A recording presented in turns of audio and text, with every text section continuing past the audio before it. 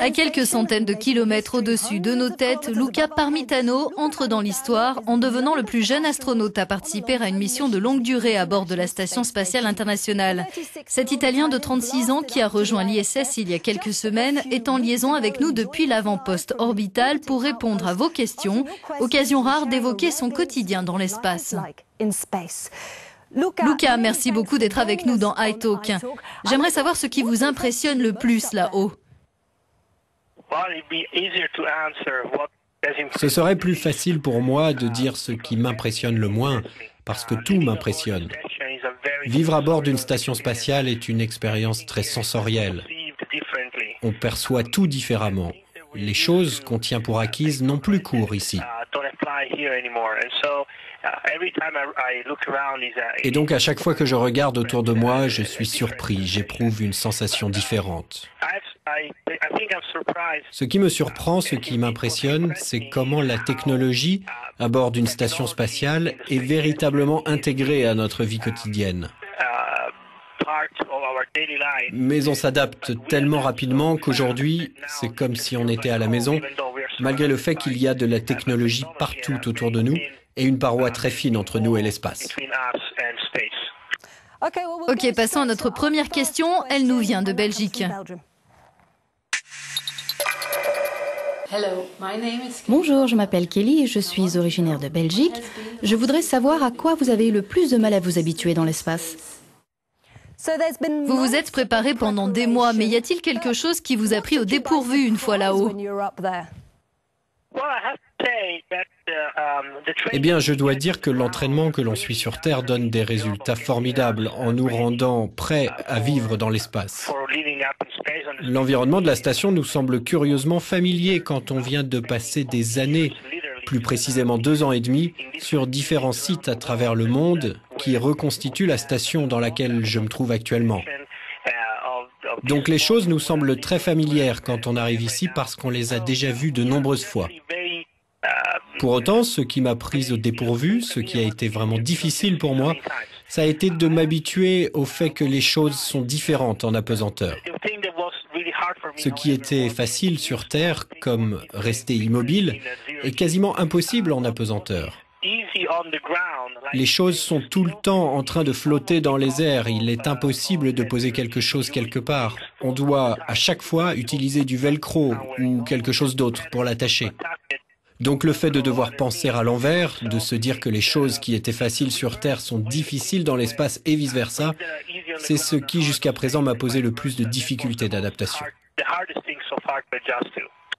Très brièvement, combien de temps vous a-t-il fallu pour vous y faire? Eh bien, je pense que je m'y suis presque habitué. C'est un processus qui se fait sur la durée. 2 semaines, voilà vraiment le temps qu'il faut pour commencer à se sentir totalement en confiance dans un environnement en 3D et à s'habituer à l'apesanteur.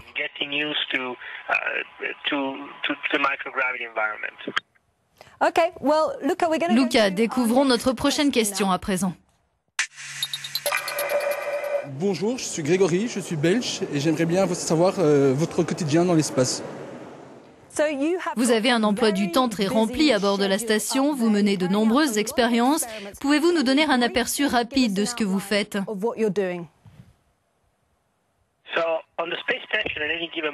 À bord de la station, à chaque instant, des centaines d'expériences sont en cours, mais on ne participe qu'à quelques-unes d'entre elles à la fois.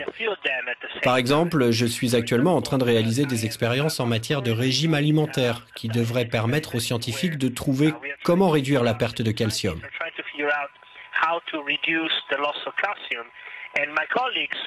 Je suis content que vous me posiez cette question parce qu'il y a justement ici un exemple du travail que nous faisons à bord. Ici, on a un appareil à ultrasons et mes collègues s'en servent pour analyser leur propre colonne vertébrale. Il s'agira sur Terre d'un procédé révolutionnaire permettant de visualiser d'éventuels dégâts sur la colonne vertébrale dans des zones isolées où on ne dispose pas d'IRM ou d'appareils à rayons X. L'impact de leur étude aura très bientôt des conséquences importantes sur Terre. Vous participez personnellement à des recherches dans le domaine de la santé. Pouvez-vous nous dire lesquelles? Bien sûr, l'une de ces études porte sur la perte de calcium.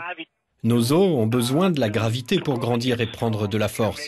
S'ils ne sont pas soumis à cette gravité, ils ont tendance à perdre leur calcium, à devenir cassants et fragiles et à souffrir d'ostéoporose. Une autre question concerne le système cardiovasculaire. Vos muscles s'affaiblissent quand vous les utilisez peu. Je n'utilise pratiquement pas du tout mes jambes lorsque je me déplace dans l'espace. Et le troisième domaine de recherche, c'est la vision. En fonction de l'environnement, nos yeux ont tendance à changer de forme, ce qui a des conséquences à long terme, voire définitives, sur la vision.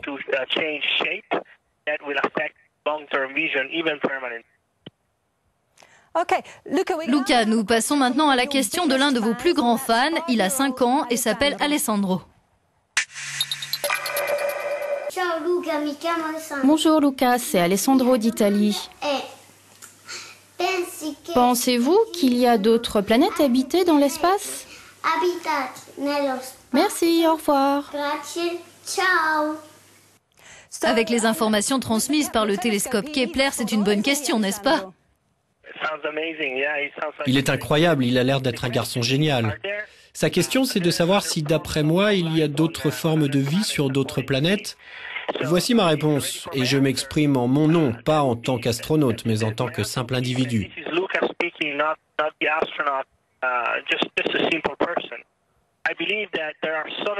Je pense qu'il y a tellement de planètes, des millions et des millions de planètes dans l'univers. Et si on peut simplement imaginer quelque chose de différent de ce qu'on appelle la vie, quelque chose qui ne reposerait peut-être pas sur l'eau ni sur l'oxygène, mais sur quelque chose de différent des formes qu'on appelle la vie, on peut alors établir une forte probabilité que d'autres formes de vie existent.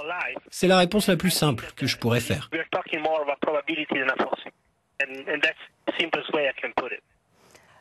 Luca Parmitano, merci beaucoup d'avoir participé à iTalk. C'est tout pour aujourd'hui, mais dès à présent, vous pouvez trouver le nom de notre prochain invité sur notre site internet ou sur nos pages des réseaux sociaux. N'hésitez pas à nous faire parvenir vos questions par écrit ou sous format vidéo. Depuis les studios du Parlement européen à Bruxelles, c'était Isabelle Kumar. Merci de votre attention.